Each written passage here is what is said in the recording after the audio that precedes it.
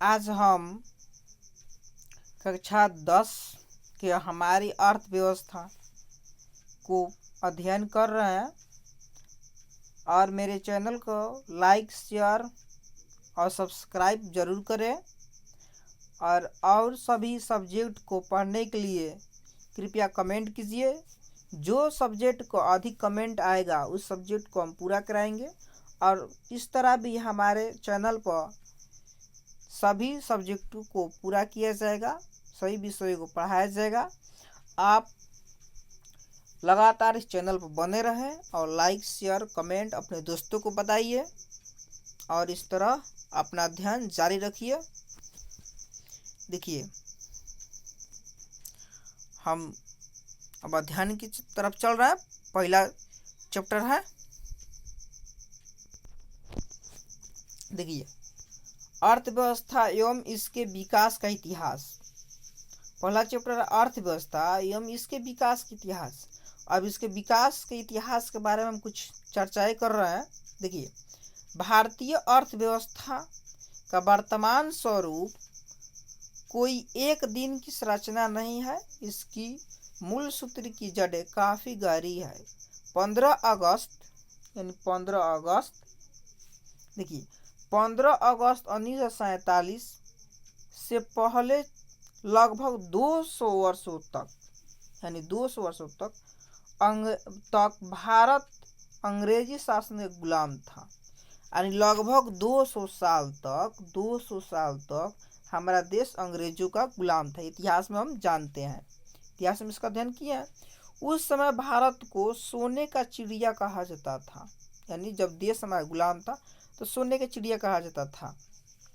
लेकिन अंग्रेज ने सोने की इस चिड़िया का भरपूर शोषण किया तथा जमकर लूटा, जिसके कारण भारत में आर्थिक विकास की गति मंद या नगण्य हो गई।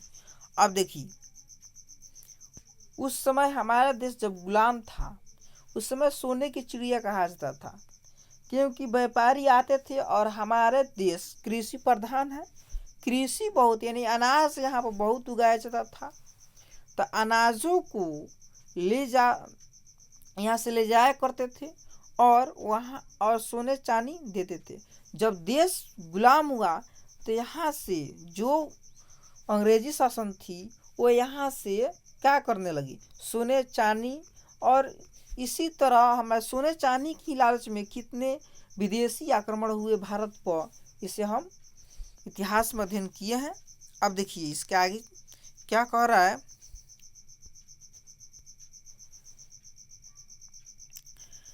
आज़ादी के समय भारतीय अर्थव्यवस्था का सामाजिक, आर्थिक, राजनीतिक, सांस्कृतिक पुनरुत्थान कर दुनिया की एक अग्रणी अर्थव्यवस्था के रूप में प्रस्तुत करना हमारे नीति निर्धारकों के समक्ष चुनौती थी। यानी जब हमारा देश आज़ाद हुआ उस समय भारतीय अर्थव्यवस्था सामाजिक, आर्थिक रूप से, सामाजिक रूप से, यानी सभी समाज के सभी वर्गों के लोगों को एक साथ मिलाकर, आर्थिक रूप से, यानी पैसा के लेन देन के रूप से, राजनीति, संस्कृति, इस सभी को मिलाकर एक उत्थान के लिए, हमारे एक अर्थव्यवस्था को उत्थान के लिए एक बहुत बड़ी चुनौती थी। इस अध्ययन में अर्थव्यवस्था का परिचय, अर्थव्यवस्था का विकास की माप एवं विभिन्न सूचकांकों, बिहार के विकास की स्थिति, देश के आर्थिक विकास में बिहार के आर्थिक विकास की भूमिका, मूलभूत आवश्यकताएं एवं विकास संबंधी आदि बातों पर प्रकाश डाला गया। यानी इस चैप्टर में हम पढ़ेंगे कि हमारे देश में हमारी अर्थव्यवस्था की विकास कैसी थी, हमारी अर्थव्यवस्था की विकास कैसी थी, विकास की माप क्या थी, यानी विकास की माप हम किससे करते हैं।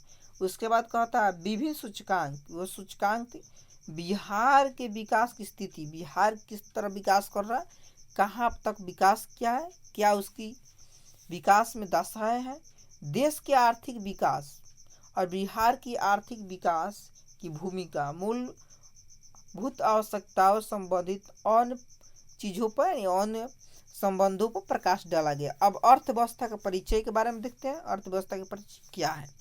अब देखिए अर्थव्यवस्था का परिचय देखिए अंग्रेजी शासन ने भारतीय अर्थव्यवस्था को अपना एक उपनिवेश बनाकर रखा। यानी जो अंग्रेज था वो उपनिवेश बनाया। उपनिवेश के बारे में इसके में आगे हम चर्चा करेंगे। उपनिवेश किसे कहते हैं? यानी यहाँ पर सुन लीजिए, कोई देश किसी भूभाग पर यानी बड़ा या छोटा भूभाग पर अपना आर्थिक, राजनीतिक और वहाँ पर शासन करे वहाँ पर, तो उसे कहते हैं उपनिवेश। जैसे देखिए बनाकर रखा, उन्होंने फूट डालो और शासन करो, डिवाइड एंड रूल, इसका नीति अपनाकर भारत को अपना दास बनाकर रखा। यानी फूट डालो और शासन करो, यहाँ के लोगों को लड़ाओ। यानी भारतीय अंग्रेज क्या करते थे? भारत के लोगों को ही लड़ाते थे और यहाँ पर वो शासन करते रहे, आपस में लोग लड़ते रहे, उन पर ध्यान नहीं गया। अब देखिए फूट डालो या शासन करो। ब्रिटिश शासन ने पूर्व भारतीय अर्थव्यवस्था कृषि प्रधान होने के बावजूद उद्योग, व्यापार, यातायात, आधारभूत संरचना में अन्य कई महत्वपूर्ण देशों की तुलना में अच्छी स्थिति में थी। यानी जब अंग्रेज इस समय हमारे देश पर गुलाम नहीं हुए थे, हम लोग गुलाम नहीं हुए थे, उस समय हमारा स्थिति उद्योग में, व्यापार में, यातायात में स्थिति अच्छी थी, बहुत अच्छी थी। लेकिन शोषण एवं दमनकारी नीति के कारण अंग्रेजों ने हमारा शोषण किया और दमन किया। देखिए भारत की स्थिति जर्जर हो गई, यानी कमजोर हो गई। गरीब, अशिक्षा, अंधविश्वास, विषमता तथा शोषण की साम्राज्य था। अंग्रेजी शासन के लगभग 200 वर्षों में भारतीय अर्थव्यवस्था में कोई विकास नहीं हुआ। प्रति व्यक्ति, अब देखिए यहाँ पर विकास नहीं हो रहा है, 200 वर्षों तक विकास नहीं हो रहा है, उस देश की स्थिति खराब ही रहेगी। आज की स्थिति कृषि पर जनसंख्या की बढ़ती हुई निर्भरता, हस्तशिल्प उद्योग का पतन तथा उसके बाद लगभग नष्ट हो गई। औद्योगिक व्यवस्था इस बात की पूरी तरह स्पष्ट कर देते हैं कि अंग्रेजों ने भारतीय अर्थव्यवस्था का शोषण किया। यानी हमारा जो भी है, देखिए अंग्रेजों ने हस्तशिल्प उद्योग एवं अन्य औद्योगिक व्यवस्था को नष्ट हो गया, यानी उसे सुविधाएं नहीं मिली, तो धीरे धीरे हमारी समाप्त हो गई अर्थव्यवस्था। उसे शोषण किया गया, उसे समाप्त हो गई। जब समाप्त हो गई तो उसका अर्थव्यवस्था कमजोर हो गई, यानी शोषण हो गया। उसका अर्थव्यवस्था जो भी था वो उससे हम कमाते थे, कुछ रुपया हम धन अर्जित करते थे, अर्थव्यवस्था कैसी थी, तो हमें शोषण हो गया तो कमजोर हो गया। अब देखिए इसके बारे में उपनिवेश किसे कहते हैं। उपनिवेश के बारे में हम चर्चा कर रहे हैं। यहाँ पर उपनिवेश के बारे में दिया, उपनिवेश क्या है, देखिए उपनिवेश क्या है।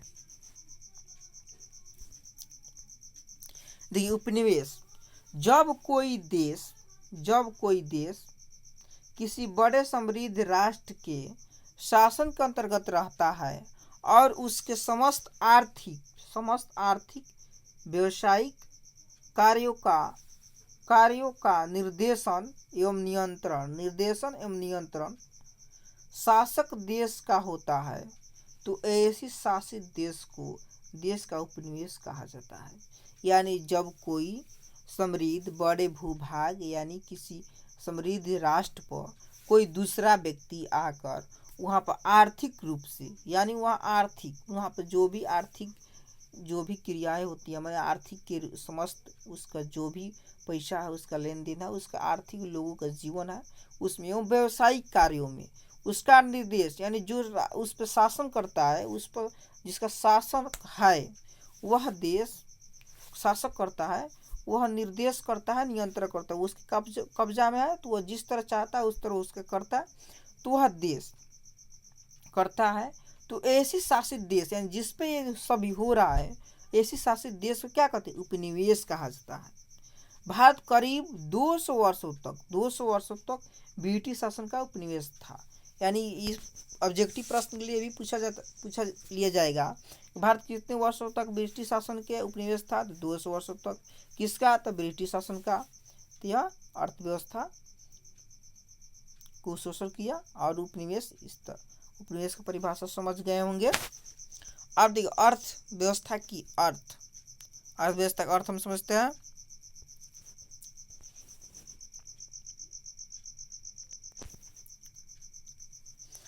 हम अपने दैनिक जीवन में देखते हैं कि प्रायः सभी लोग अपनी आजीविका के अर्जन के लिए विभिन्न प्रकार की क्रियाओं में लगे होते हैं।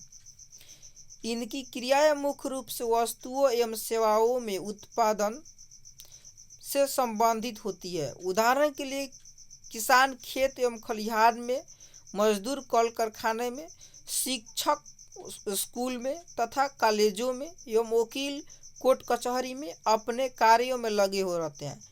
अब प्रश्न यह है कि ये लोग अपने अपने कार्यों में व्यस्त क्यों रहते हैं? क्योंकि ये सभी लोग अपने अपने कार्य में इसलिए व्यस्त रहते हैं कि कुछ धन कमाए, कुछ रुपया कमाए। जो भी व्यक्ति कार्य करता है, जो भी व्यक्ति आप लोग की नज़र से जितने भी व्यक्ति रखता है और कार्य करते हैं, तो वह व्यक्ति किसी न किसी तरह से धन अर्जित करने के लिए कार्य करते हैं, यानी रुपया कमाने के लिए कार्य करते हैं। अब देखिए इसमें लिखा गया होगा, देखिए इसके उत्तर में यह कहा जा सकता है कि ये सभी लोग धन कमाने के उद्देश्य से विभिन्न आर्थिक क्रियाओं में लगे हुए हैं, जिससे उनके परिवार के सदस्यों की आवश्यकता पूरी हो सके। अब देखिए जो भी व्यक्ति कार्य करते हैं, स्कूल में टीचर कार्य कर रहे हैं, लेबर लोग फैक्ट्रिया में कार्य कर रहे हैं, वकील कोर्ट कचहरी में कार्य कर रहे हैं, इसी तरह दूध वाला अपना दूध बेचता है, सब्जी वाला अपना सब्जी बेचता है। इस तरह सभी लोग अपने अपने कार्य के लिए लगे हैं। तो सभी लोग इसलिए कार्य के लिए लगे हैं को अपने परिवार या अपनी जीवन, अपनी जो भी उसका परिवार है, वो आर्थिक क्रियाओं को पूरा कर सके, यानी आर्थिक क्रियाओं को पूरा कर सके, जिससे उनके परिवार के सदस्यों की आवश्यकताओं पूर्ति हो सके। यानी पूरे परिवार में जितने भी लोग हैं उनकी सभी आवश्यकताओं पूर्ति होगी, खान पान से लेकर जो भी आवश्यकता है वो सब पूर्ति हो। तो देखिए यहाँ पर एक परिभाषा भी आ सकती है, आर्थिक क्रियाएं कहलाती है। देखिए हमारी वे सभी क्रियाएं जिनसे हमें आय प्राप्त होती है, आर्थिक क्रियाएं कहलाती है। यानी वो हम सब जितने भी क्रियाएं करते हैं जिससे हमें आय प्राप्त होती है, वो आर्थिक क्रियाएं कहलाती है। हम आर्थिक क्रियाएं यानी क्या है? जिससे हम आय प्राप्त करते हैं, वो आर्थिक क्रियाएं कहलाती है। अर्थव्यवस्था एक ऐसा तंत्र या ढांचा है जिसके अंतर्गत विभिन्न प्रकार की आर्थिक क्रियाएं संपादित की जाती है, जैसे कृषि, उद्योग, व्यापार, बैंकिंग, बीमा, परिवहन तथा संचार आदि। ये आर्थिक क्रियाएं एक ओर से विभिन्न प्रकार की वस्तुएं एवं सेवाओं का संपादन करती है और दूसरी ओर से लोगों को रोजगार के अवसर प्रदान करती है, ताकि ये अपनी आवश्यकताओं को संतुष्टि हेतु देश में उत्पादित वस्तुओं एवं सेवाओं का क्रय कर सके। इस तरह प्रत्येक अर्थव्यवस्था दो प्रमुख कार्य संपादित करती है।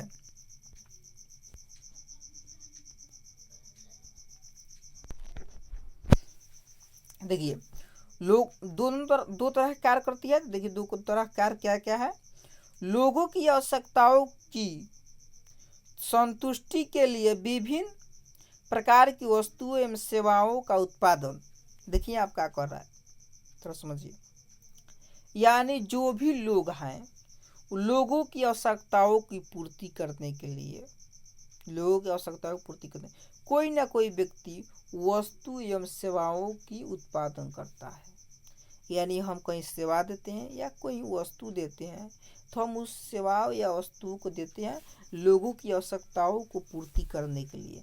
तो ये हम दे रहे हैं। अब देखिए कहीं ना कहीं लोग उस रोजगार से, उस सेवा से कहीं ना कहीं देखिए लोगों को रोजगार के अवसर प्रदान करना, यानी कहीं ना कहीं हम दे रहे हैं। तो हम मान लीजिए किसी वस्तु को बना रहे हैं, मान लीजिए किसी वस्तु को हम बना रहे हैं, तो वस्तु को बनाने में कोई हमको हमें व्यक्तियों के आदमियों की जरूरत पड़ेगी, सामान की जरूरत पड़ेगी। तो सामान किससे हम खरीदेंगे तो वो भी अपना कार्य कर रहा है, तो वो किसके लिए कर रहा है, हमारा वो अपने लिए कर रहा है, अपनी आर्थिक क्रियाओं के लिए, और उसको रोजगार मिल रहा है, हमारे चलते रोजगार मिल रहा है। जिसके मान लीजिए हम किसी कच्चे वस्तुओं का काम है, तो हम वहाँ से प्राप्त करेंगे, तो हमको बेचेगा, तो वह रुपये कमा लेगा।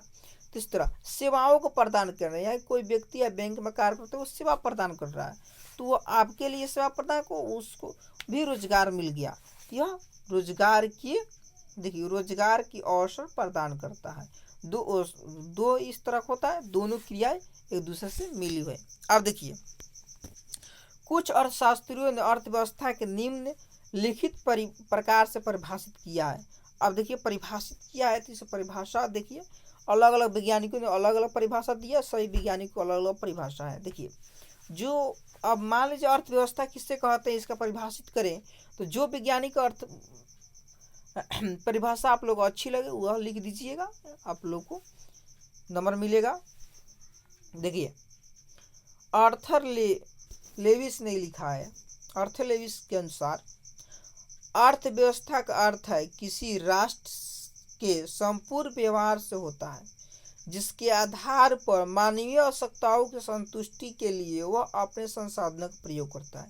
यानी अर्थव्यवस्था का अर्थ है कि उस राष्ट्र में जितने भी संसाधन है, जितने भी वस्तु है, जितने भी संसाधन, उसका प्रयोग करके, उसका उपयोग करके वह राष्ट्र अपने राष्ट्रीय व्यक्तियों की और जितने भी आवश्यकता है वो कितना तक पूरा कर सकता है, और मैक्सिमम पर पता है तो वह देश उतना ही अच्छा है, वो उतना ही अर्थव्यवस्था में अच्छी देश कहलाएगी। इसी तरह इस परिभाषा में कहता है कि जो भी व्यक्ति है, जो भी राष्ट्र है, वो राष्ट्र अपनी संसाधनों को प्रयोग करके अपने राष्ट्रीय व्यक्तियों को मानवीय आवश्यकताओं के यानी मानव की जो भी आवश्यकता है उसको पूरा करने में वो सक्षम हो, तो वह उतना ही अच्छा देश कहलाएगा। देखिए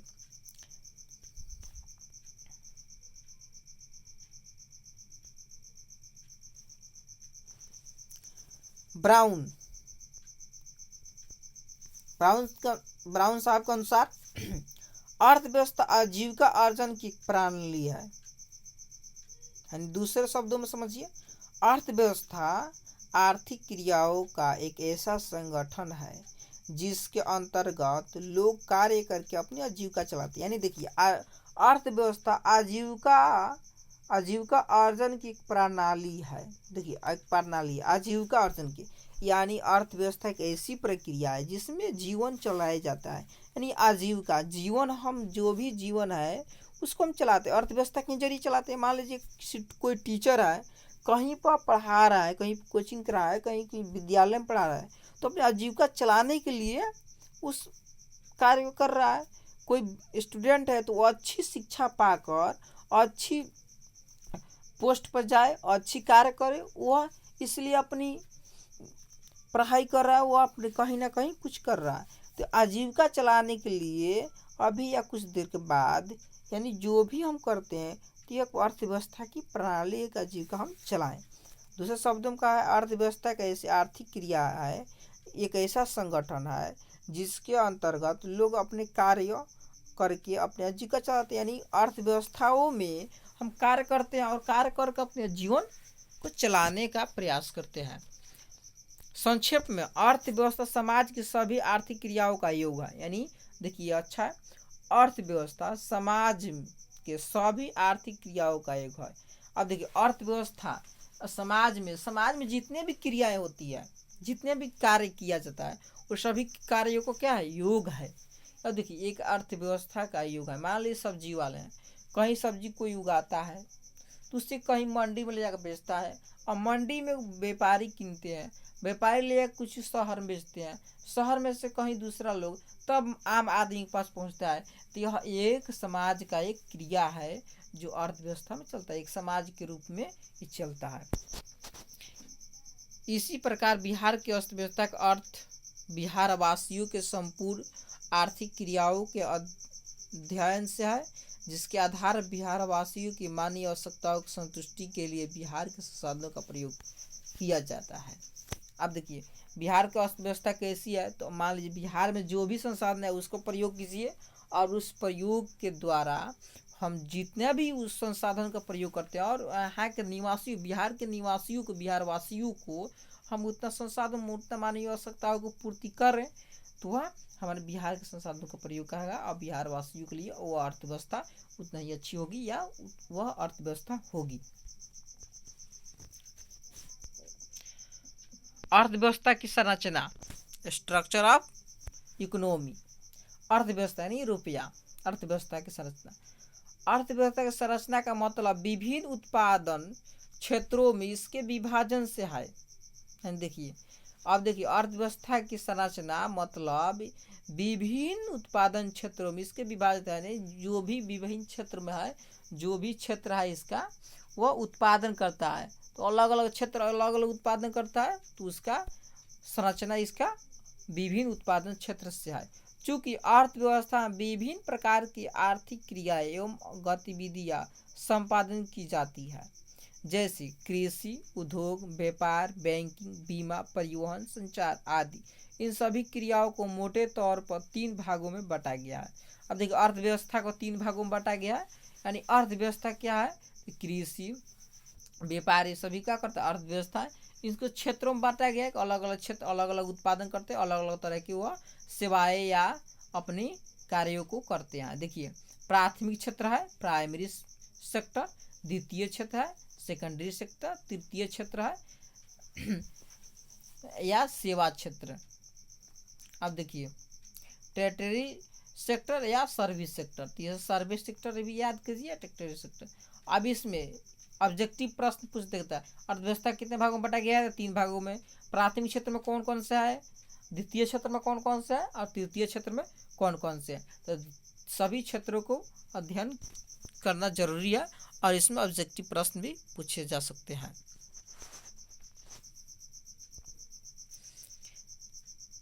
इसके आगे पार्टों को हम आगे के वीडियो में हम चर्चा करेंगे। तब तक के लिए अध्ययन कीजिए और प्रश्नों को हल कीजिए।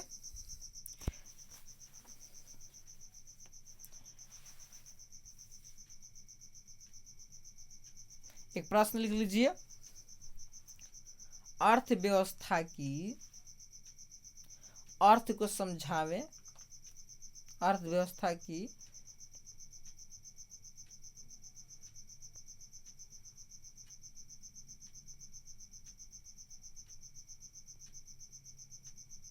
व्यवस्था की